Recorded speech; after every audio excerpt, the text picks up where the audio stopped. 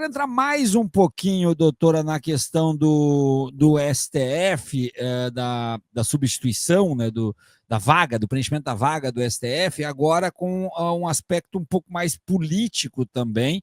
A gente tem aqui a matéria de hoje, que diz que o Senado Federal, os senadores mantêm apoio a Rodrigo Pacheco, do PSD de Minas Gerais, para a vaga aberta no STF, enquanto a oposição rejeita o nome do advogado-geral da União, Jorge Messias, visto como um novo Flávio Dino.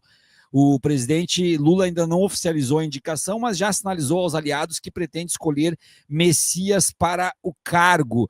Nos bastidores do Senado, Pacheco é considerado o nome mais viável para garantir equilíbrio entre os poderes e amenizar tensões com o Congresso.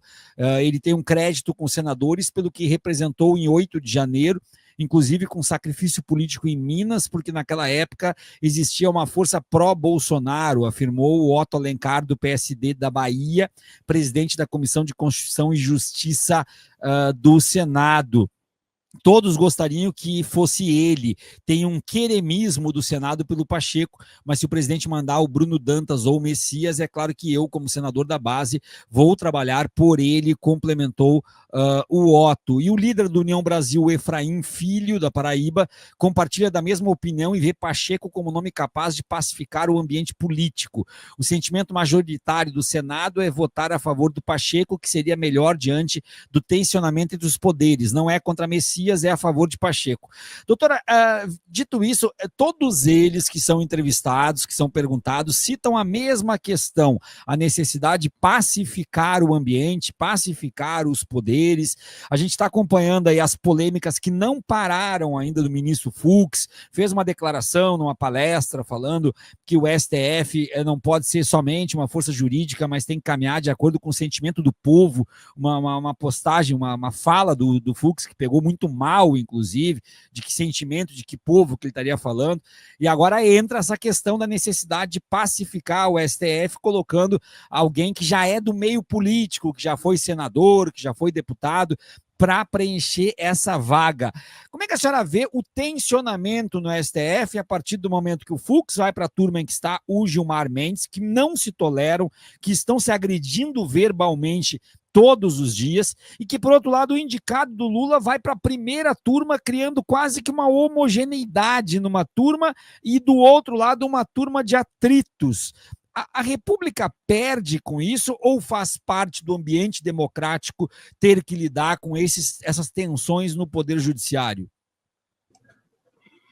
Criando praticamente uma turma de atritos, vírgula, né, com maioria bolsonarista, um atrito menor.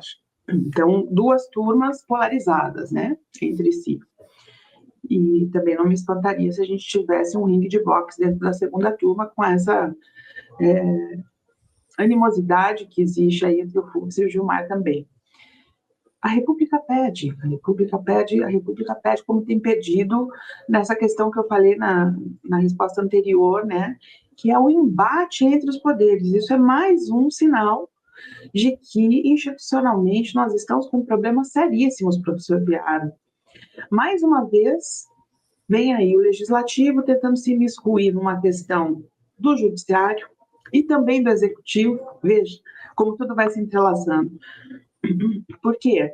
Eles estão querendo modificar e pressionar uma questão, uma decisão que é prerrogativa do Executivo, que é prerrogativa do presidente Lula, que até, inclusive, as notícias, pelo menos, disseram que suspendeu o tempo aí que ia anunciar a nomeação do Messias, né?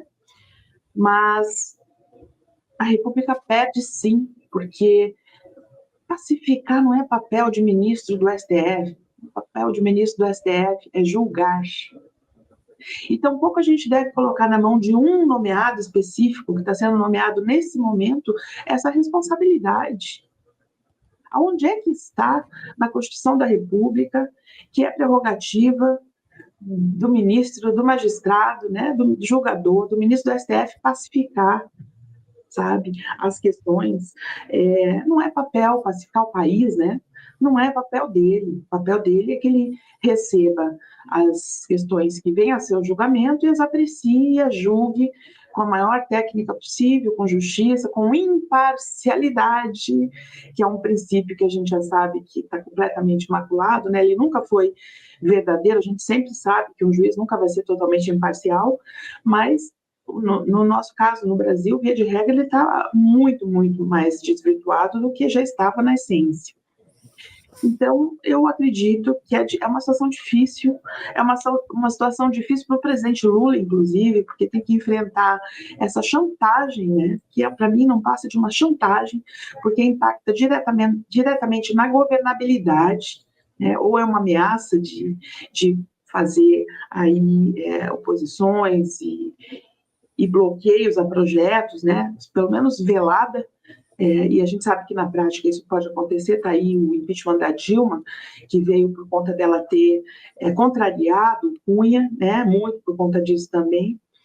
Então, é mais um sintoma, eu repito, da crise institucional que o Brasil está vivendo, o parlamento se miscuindo aí na indicação do ministro do STF e alegando que o ministro do STF tem que pacificar o país quando não é essa a sua função, professor Viaro. Lembrando aqui, até para algumas questões que são colocadas no chat sempre, o ministro Gilmar Mendes não pratica nenhuma arte marcial, gente, tá?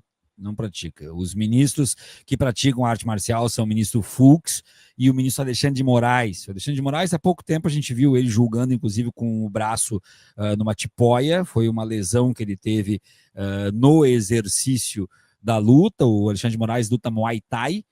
E o ministro Fux, parece mentira, né? Mas quanto mais eu cavoco nos negócios, mais eu fico brabo, né? Vocês sabem dos problemas que eu tenho com as polícias militares, pois o ministro Fux é professor de jiu-jitsu do BOPE, tá? Então, só para vocês terem uma ideia, ele já deu muitas aulas para o BOPE, ele é mestre em jiu-jitsu, o ministro Fux.